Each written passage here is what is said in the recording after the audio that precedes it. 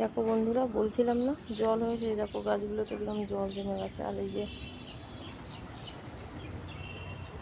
দেখো এই ক্যাপসিকাম গাছটা শুয়ে পড়েছে, এগুলো সব ঠিক করতে হবে।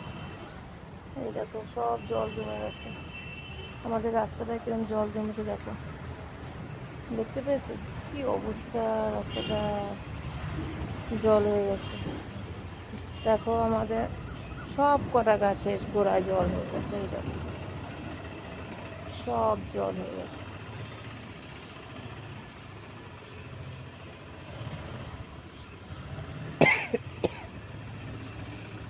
এই দেখো সব গাছের গোড়াগুলোতে জল হয়ে গেছে, এসে সব ঠিক করতে হবে জানো।